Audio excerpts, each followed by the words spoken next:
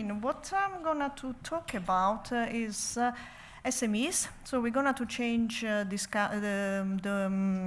general topic. So far we have seen finance. We have seen now small and medium-sized enterprises fair in terms of access to lending and access to alternative forms of lending. A second part of the local economic growth stream was about SMEs and the positions of British SMEs in the global value chain. This was a bit, global value chain is a big thing because you can think of being made of two parts. One part is definitely the position of the SMEs in the context of global supply chain, which is the standard way this is analyzed. And this is a piece of work that we are finalizing now.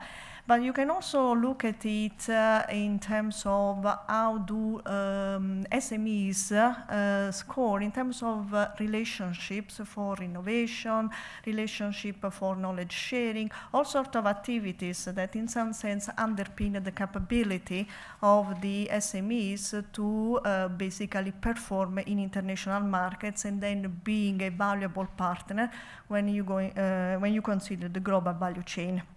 So this presentation is really wants to give a snapshot really about what we have done in this line of work. And we looked mostly at innovation. This was really what we did at the beginning in the first part of the work. As I said, we are now working on supply chain. And the type of work was really about networks and innovation performance. Now, this work is based on some joint work with Juan Carlos Arroyabe, who is based at University of Essex, and Pablo Lucas, who is now in Dublin. And what basically we wanted to understand was the position of British SMEs in international research network. So the question is, okay, how important they are, how central they are in this international research network. The second question that we wanted to answer is the way of quantify the benefits that SMEs gain from accessing these networks. And to do this, we basically, of course, we went to data, and we looked for data that basically were capturing the position and the links of the British SMEs with other international companies and research universities. And we went into the old Framework 7 data that are stored stored by Cordis, but they could be accessed via BASE, that in those days was not called BASE, it was called BIS. And so this is an old set of data that basically collect all the information about the Framework 7 projects. So they are a bit old and in terms of data, but at the same time they give a good idea of where SMEs are. As you probably are aware, these programs have been superseded by the Horizon 2020. Of course, the spirit of Horizon 2020 is different from the FP7. At the same time, I think we thought when we started this work, consider that this is a 5-year project, so we started this very early in the cycle of the project. So this was the best way to capture the position within the networks. Then we linked this data to indicators of performance, and we basically accessed the data through Companies House that are freely available. And we got information about the standard indicators of financial performance like leverage, profitability, and so on. Okay, so what did we do? We looked in terms of actual data. We looked at actual FP7 data. So we looked at specific program which was related to food, actually, if memory doesn't fail me, which is really about agriculture and sustainable production. And basically, what we found is that, well, we had something like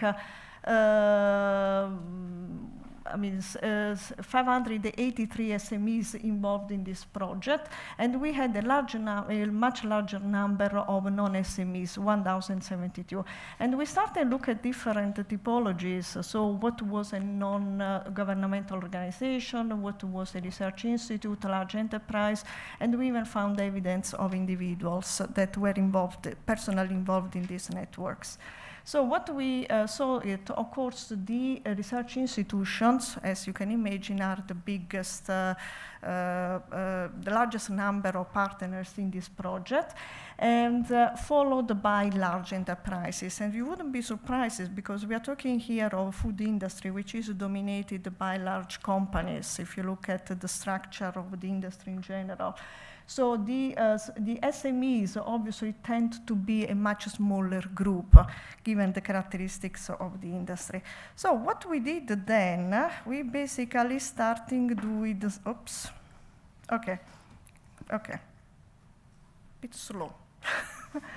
So we started doing classical network analysis, which was simply plotting the network. And basically, if you look on your left here, we got a denser network, which is a network of all the projects that we found under this very specific sustainable program, FP7 funding stream. And if you go on the right-hand side, you got the basically the networks that have at least one British SME. So you can see that the key difference is that basically these networks tend to be, well, there's a core which is much denser, but what we find really interesting was there was clearly a periphery where there were much smaller projects with smaller number of partners and with a number of British SMEs.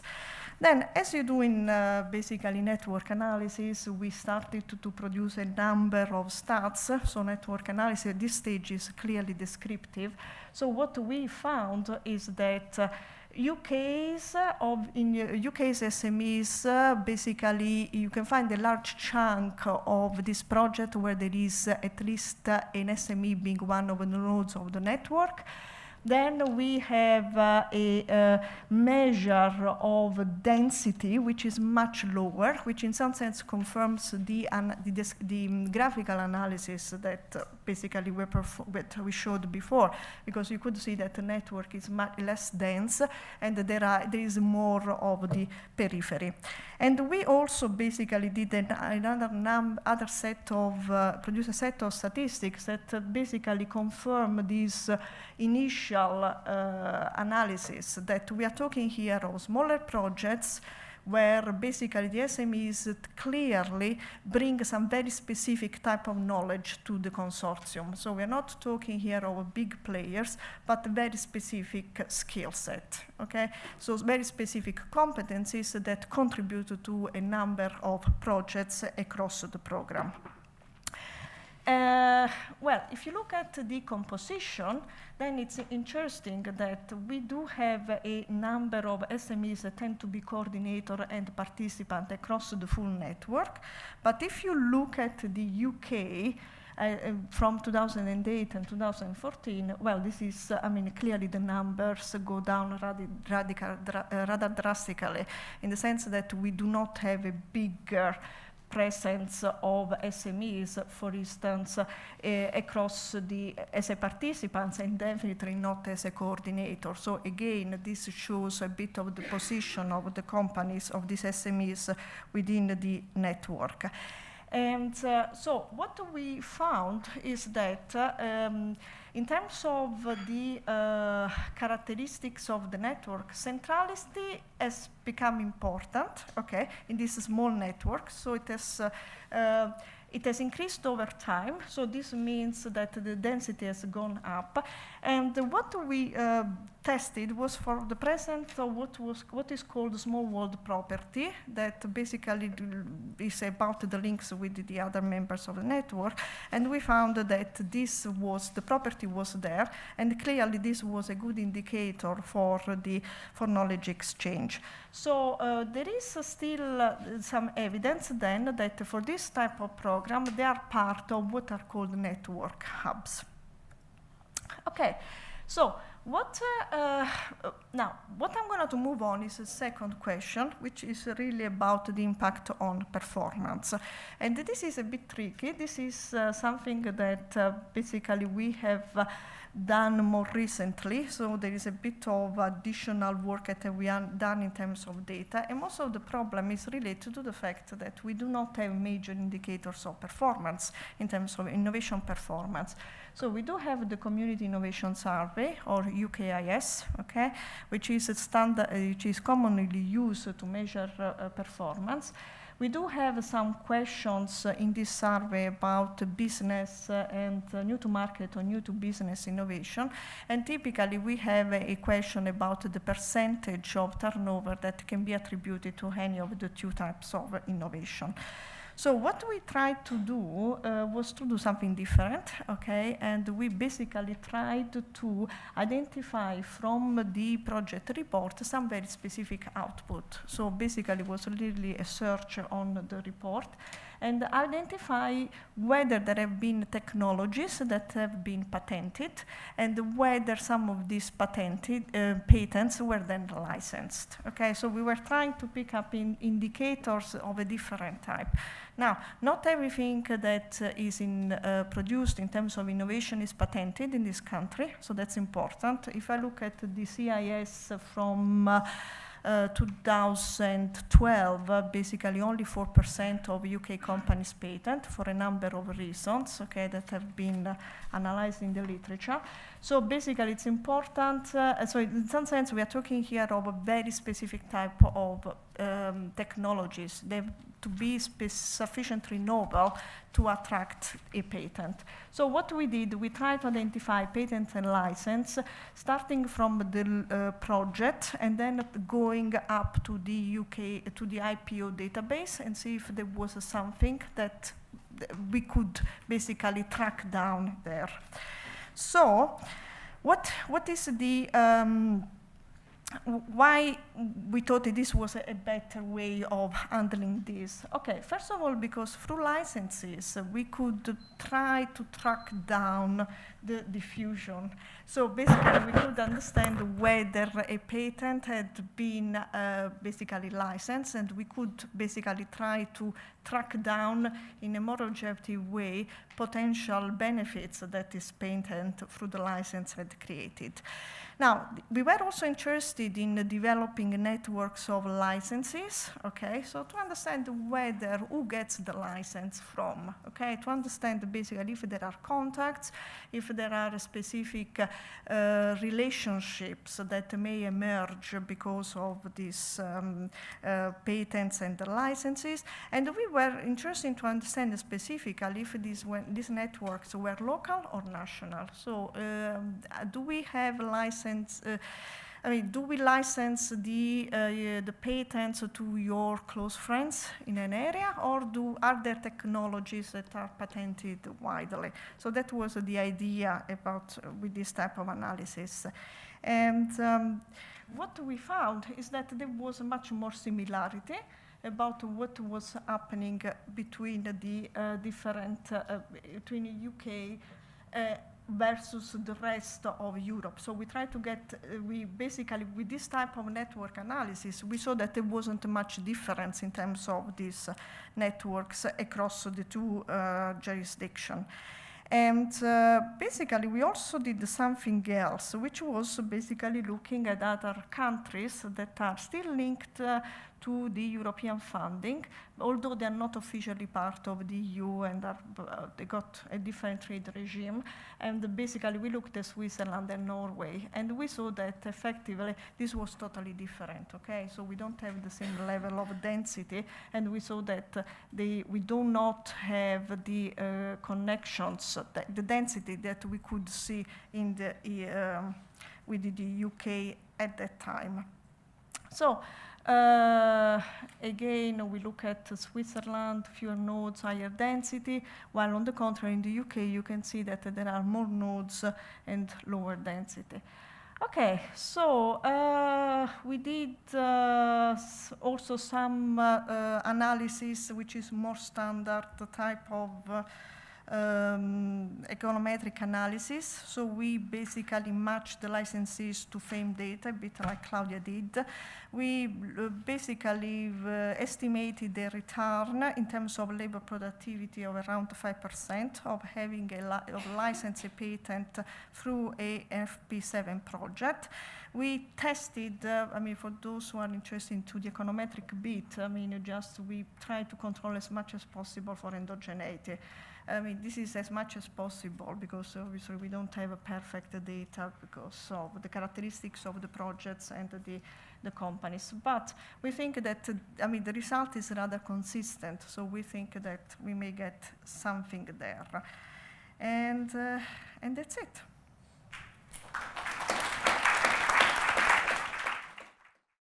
My name is Lazos, and I'm a research fellow with the local government research center. And today I'm going to talk about follow-on equity crowdfunding.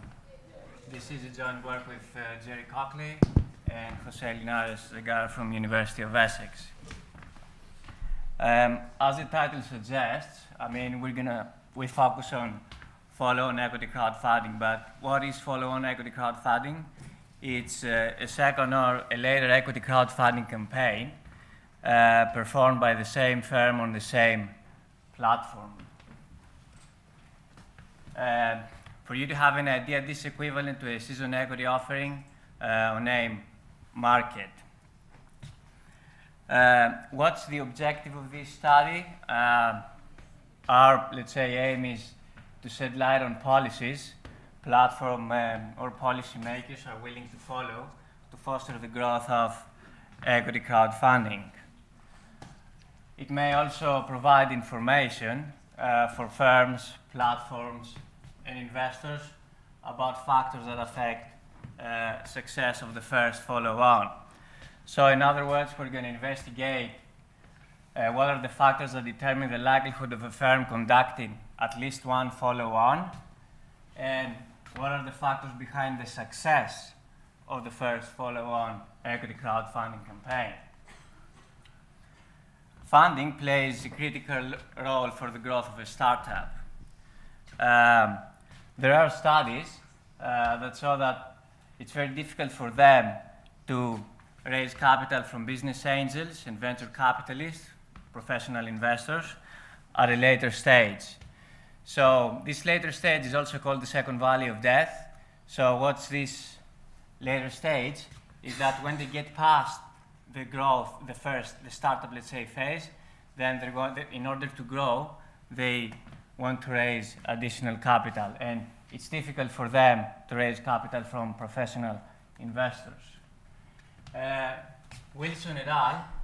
Published a study in 2018 at the Journal of Corporate Finance and focused on whether there is a funding gap for later stage startups.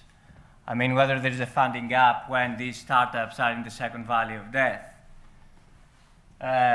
They find that it is estimated to be on average between £2 billion and £20 billion in the UK for the period from 2004 until 2013.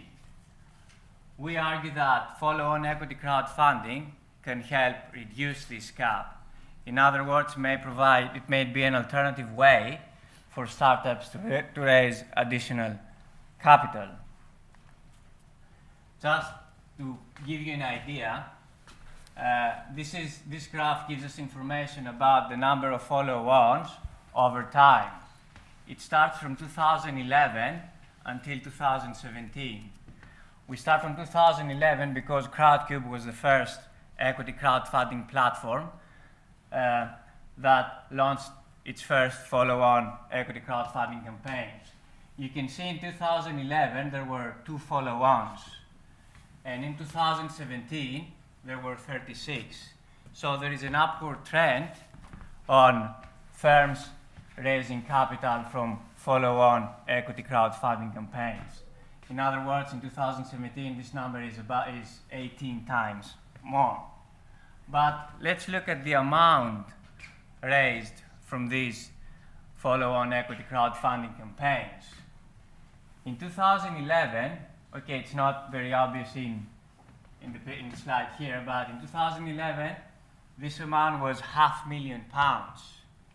Over time, you can see this amount is increasing, and in 2017, it's £25 million.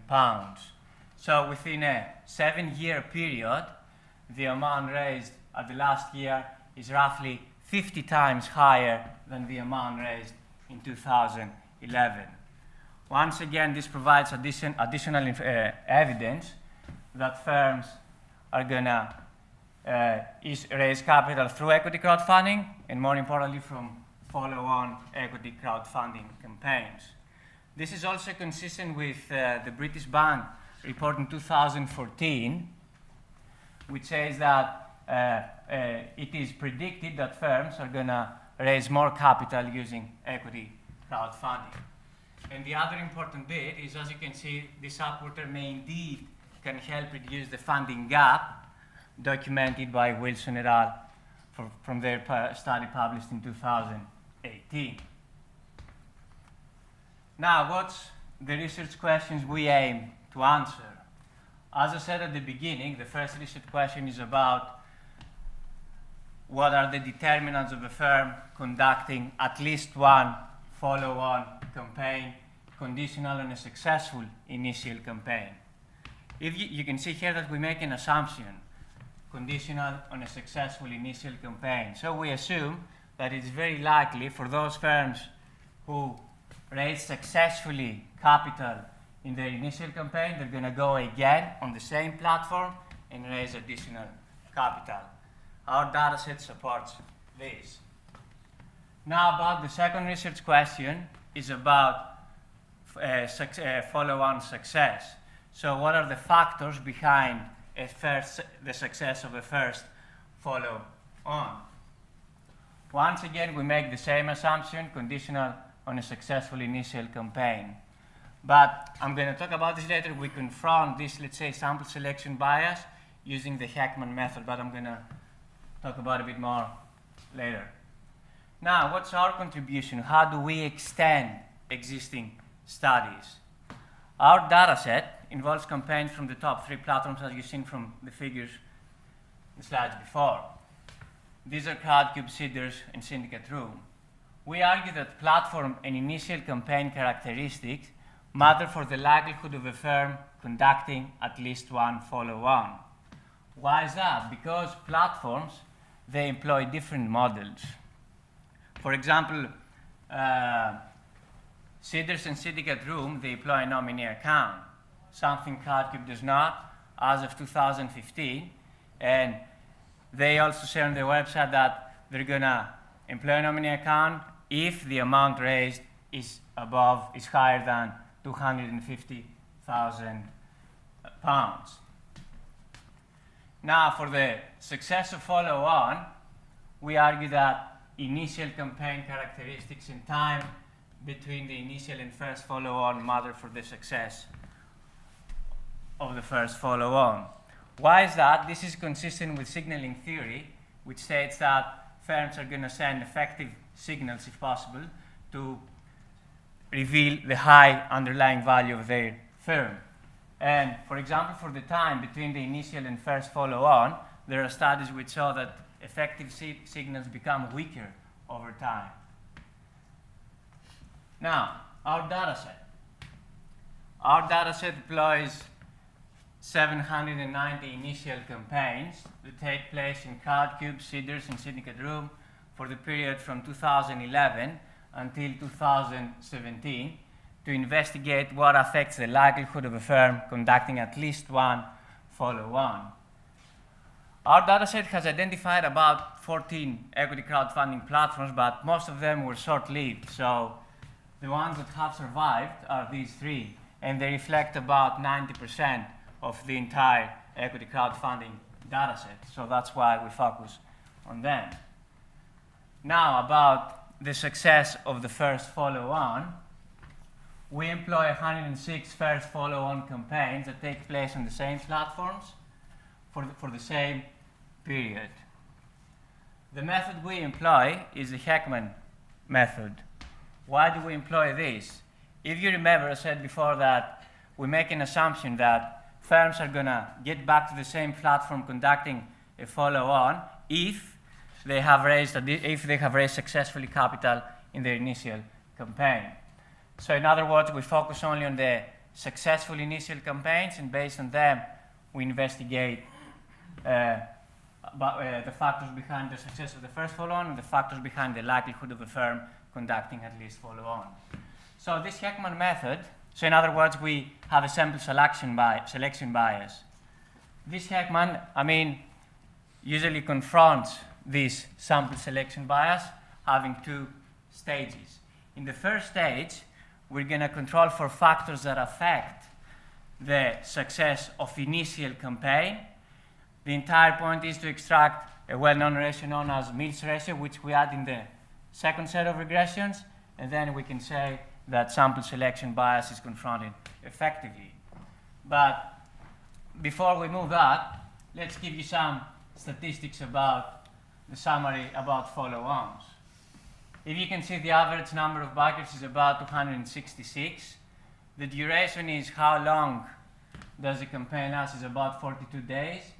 The target, that's the amount a firm aims to raise while it goes live, is about £388,000. And the actual amount raised, the average actual amount raised, is £516,000.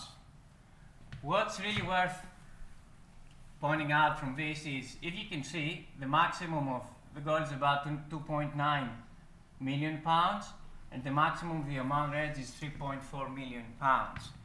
If we convert this to euros, this is roughly about 5 million euros. According to Financial Conduct Authority regulation, for a firm not to issue prospectus, it must not raise above £5 million. So the firms seek to go below that, because if they want to issue a prospectus, as Jerry said at the beginning, they have to reveal some sensitive information. Probably they're not likely to do that. They don't want to do that. And second, it's burdensome, so it's costly for them. A recent research was saying that it's about £50,000 and about $70,000 in the US. So it's maybe advisable, maybe they can raise this limit more. For example, in Germany, they raised it to 8 million euros. Now, our results. Our first objective: what are the factors behind the likelihood of a firm conducting at least one follow-on? As I said in the first stage, we control for success of initial campaigns. The entire point is to get this Mills ratio. So, what we found is that we're using an exclusion variable comparing offerings, which is minus 0.85, and it's statistically significant. Why is this exclusion variable important? Green, in his book in 2002 of Econometrics, he shows that if you want to confront sample selection bias effectively, this exclusion variable must be statistically significant. So it looks like we confronted this effectively, and then we move on to the second stage, where our major contribution comes. Lead investor, as in syndicate rule. We have a positive marginal effect, statistically significant at 1%. What does it mean? Firms are more likely to conduct follow-on campaigns to platforms which employ this lead investor, as in syndicate rule. Nominee account, positive marginal effect, statistically significant at 1% level. What does it mean? Firms are more likely to conduct follow-on campaigns to platforms that employ the nominee account, which basically protects investor rights. In other words, firms care about protection of investor rights. And the amount to goal, this is the amount raised compared to the target set of the initial campaign. We call this overfunding or oversubscription. So we have a positive marginal effect as well, so which means that when this overfunding is higher, firms are more likely to conduct follow-on campaigns to the same platform. And now about our second contribution is about the success of the factors that affect the success of the first follow-on. What do we find? amount to initial goal. That's the amount raised compared to initial goal set from a firm. We have a positive marginal effect, statistically significant at 1% level. What does it mean? It means that the first follow-on equity crowdfunding campaign is more likely to be successful when this proxy is high. Now, amount to follow-on goal. This is the amount raised compared to the goal set for the first follow-on campaign. Once again, we have a positive coefficient, so which means that when this proxy is high, the first follow-on campaign is more likely to be successful. And finally, quick follow-on. This is the time taken between the initial campaign and the first follow-on. So that's a dummy variable, so which is 1 less than a year and 0 otherwise. We have a positive coefficient here, which means that when the time between the first follow-on and the initial campaign is less than a year, then the first follow-on is more likely to be successful. So, in other words, we saw that initial campaign in combination with characteristics from the follow-on campaign in time affect success of the first follow-on. And to conclude, conducting a follow-on campaign. We find that indeed platform's characteristic and initial campaign characteristic matter for the likelihood of a firm conducting at least one follow-on. In particular, firms are more likely to conduct follow-on campaigns to platforms that employ a nominee account and a lead investor, as in syndicate room. And also, they are more likely to conduct follow-ons when the amount raised compared to goal of the initial campaign is high, what we call overfunding or oversubscription. Now, for the second part of our study, what are the factors behind the success of the first follow-on? So the first follow-on is more likely to be successful when the amount raised in the initial campaign compared to goal of the initial campaign is high. It is also more likely to be successful when it takes place in less than a year compared to when the initial campaign was conducted. In other words, our arguments, initial arguments, our empirical findings support our initial arguments. So platform characteristics do matter, and initial characteristics do matter as well. Thank you very much for your time.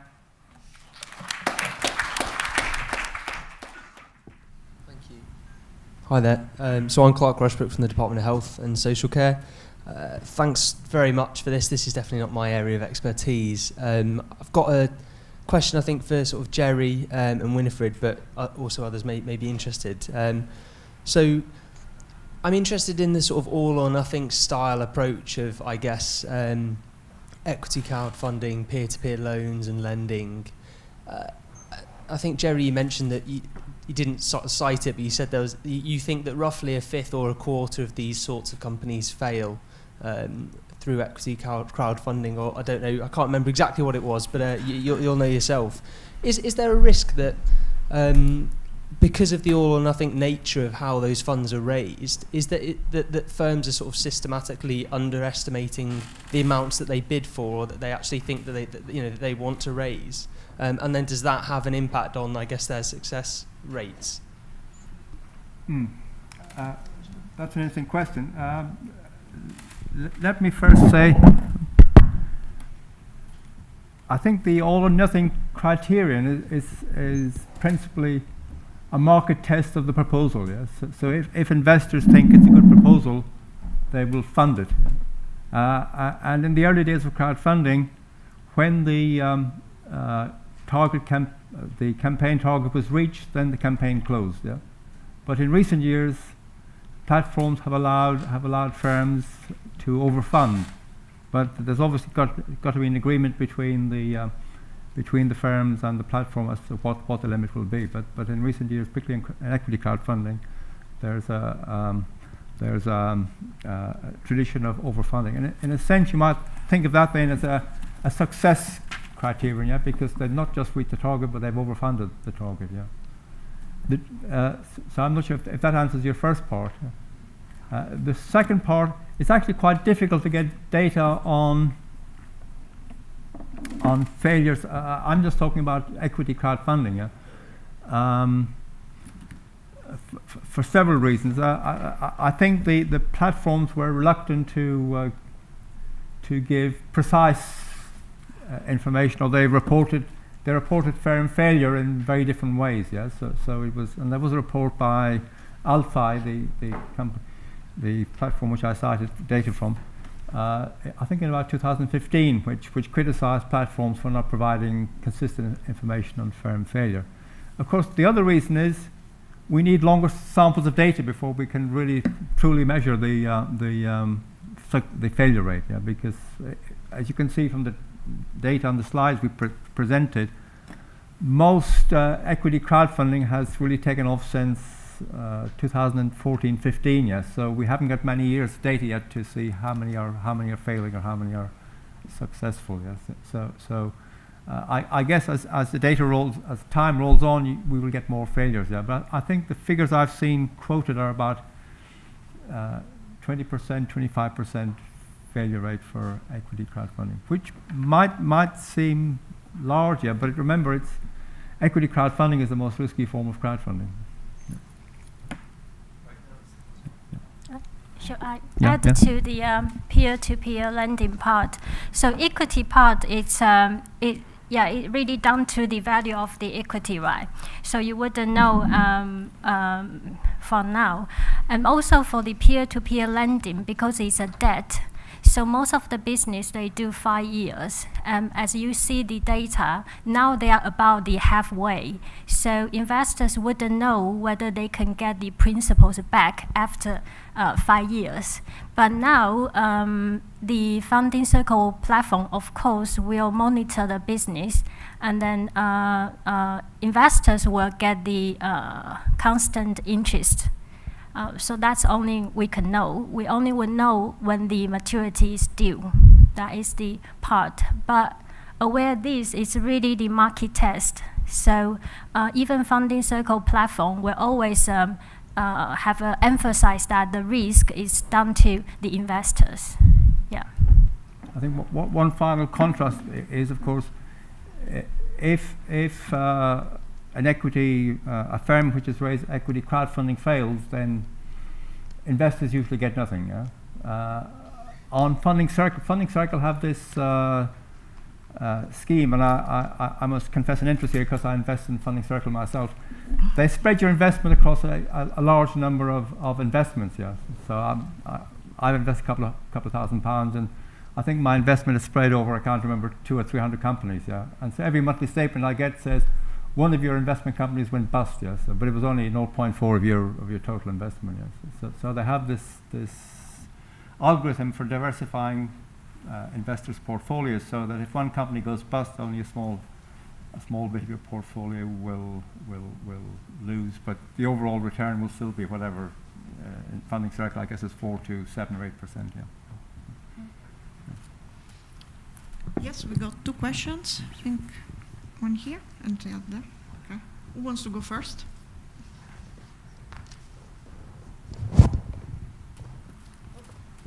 Thank you. Emma Nelson, I work for the Office for National Statistics, and my interest is mostly in data acquisitions. So a lot of you mentioned different data sources, but I was wondering if you could talk a little bit about how you actually acquired the data. So how you acquired FAME, which I think is the Bureau van Dijk data set, and how you're acquiring the data from the crowdfunding websites. Is it through web scraping? Or are they providing you with information directly? So if you could speak a little bit about that, I'd be very grateful. Who starts? You can start. Okay, Jerry. Yeah, you want to start probably with the crowdfunders. I can talk about. Let me first talk about the peer-to-peer lending data. Yeah? Clearly, both peer-to-peer lenders and equity crowdfunders make available aggregate data on their websites. Yeah? But they don't disclose, at least directly disclose, any company name or details on their platforms. Now, another interesting contrast between peer-to-peer lending and equity crowdfunding is in peer-to-peer lending you've got a secondary market, yeah. So you can, if you invest in Funding Circle and you want to get your money out, then Funding Circle puts your part loans on offer, yeah. So it divides up your loans into different parts, yeah. So you have, say, £100 in company A, £100 in company B, etc. So they put up for sale £100 in company A, and then they reveal the details of this company. Yes. So early on, my researcher Daniel, who worked in the paper with Vania and myself, he actually hand collected our sample of data.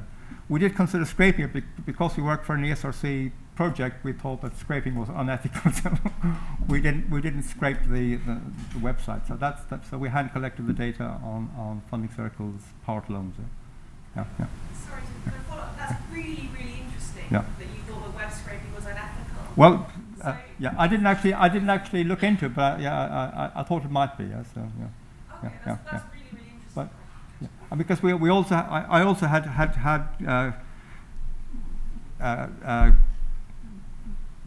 discussions with Funding Circle. Yeah, so I didn't want to upset them. Yeah,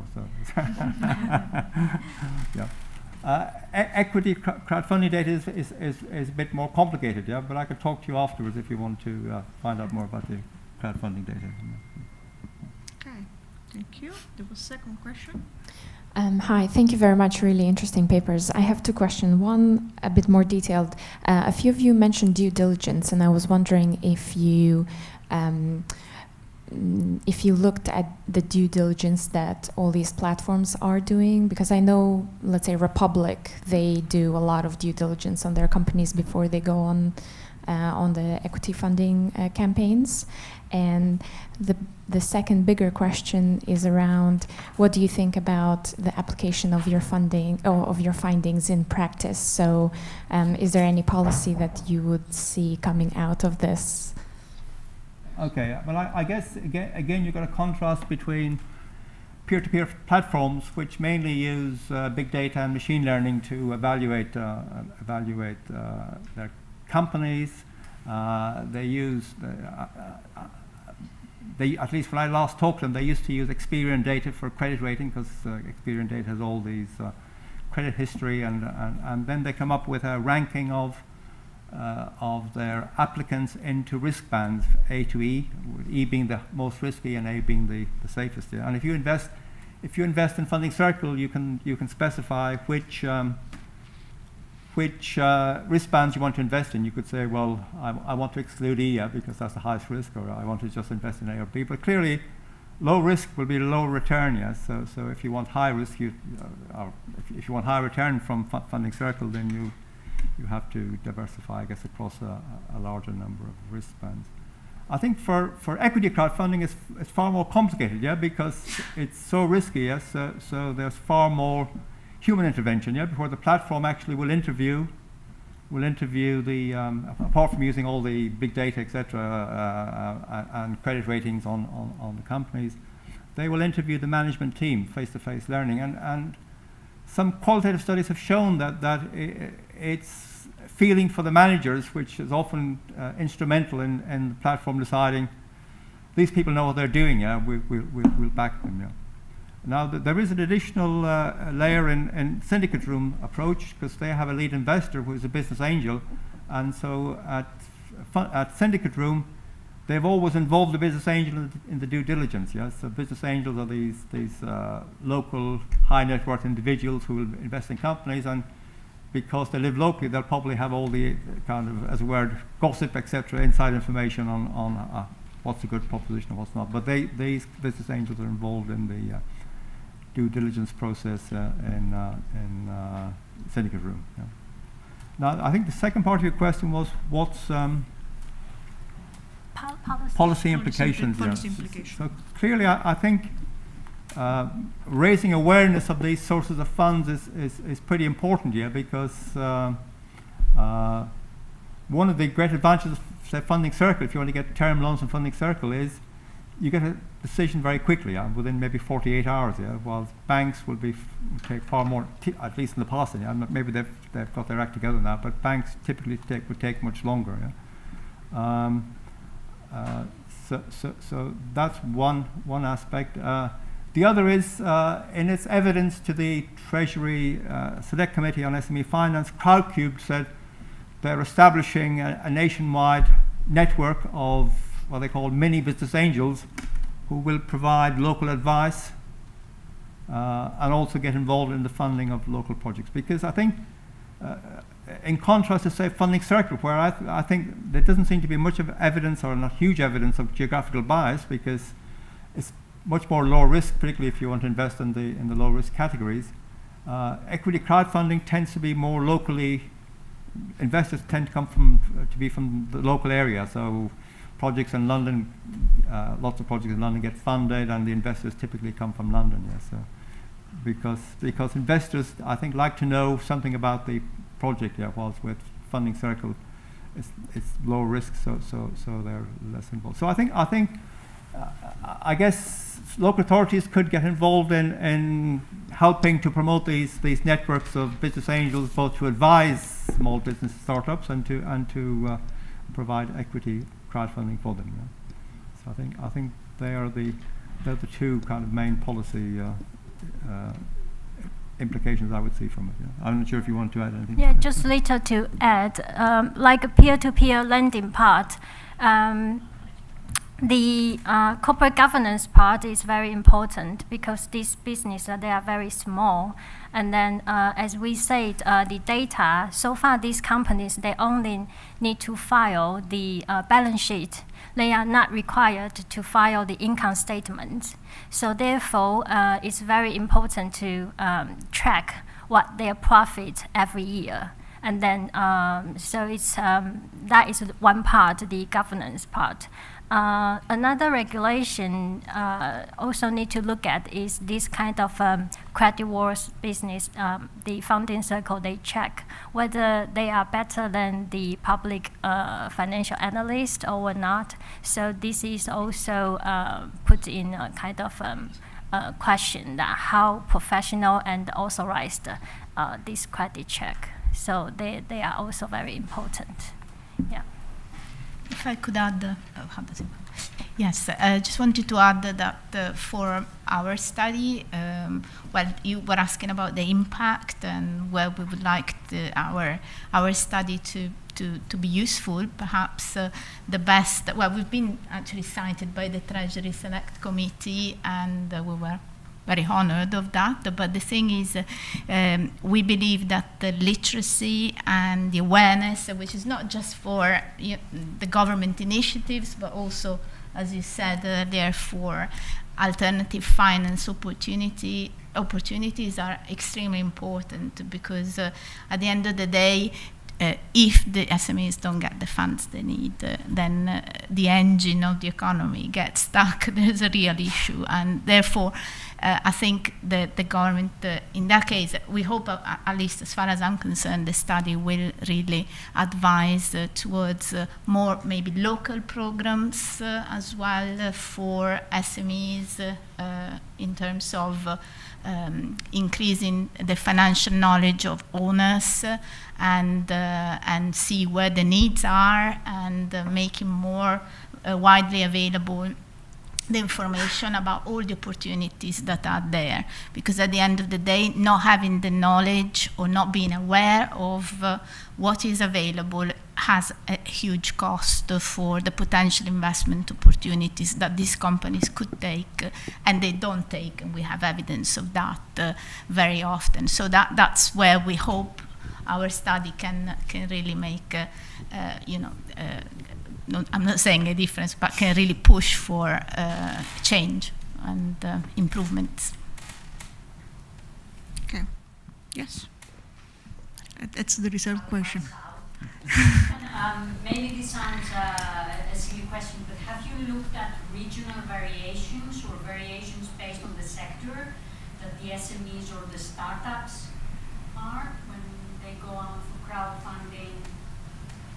You mean where they're located, or? Yeah, where they're located. Most of them in London. Half of our data set is in London. Most of them. Because London obviously is the tech. Yeah, because you do the fintech. Yeah. So 50% of the firms are located in London, but at least for equity crowdfunding. And in terms of sector, are they? Mostly it's hardware and technology and healthcare. Most of them. So I think it's about, if my memory is accurate, around 65%, 70% of it. So mostly of them, yeah. In our study as well, we included the industry variables, and also we take into account of the location of the SME, so we can dig out. The thing is to be able to really identify the extent in each of the problem, in each region or macro regions, we would need more detailed data. But with what we have, we can have already some indication of how macro regions differ in terms of these relationships we're looking at. But yeah, so we've got lots of results, in fact, so we can exploit that. Yes. So just picking up on something that you just said around, like if you had more detailed data. So what were your main data limitations? About the data? Well, the thing is, the main data limitation is that these SMEs are kind of randomly selected for these telephone interviews, and therefore we're not able to have a sample of SMEs that is large and is followed always the same over time, and they respond to all questions. That's an ideal word for a researcher. But SMEs, sometimes probably they receive the survey to fill in, and they're like, oh, not this time, and they do it quickly, and also, the fact that we cannot have all the identifications of the SMEs. I mean, as I said, they are anonymized, so there are issues that obviously limit the type of research. But nonetheless, I mean, with this data set, we can already have, but the granularity is not, certainly not 100% for the data, but it's still sufficient to get some meaningful to extract some meaningful results that can have an impact, I believe.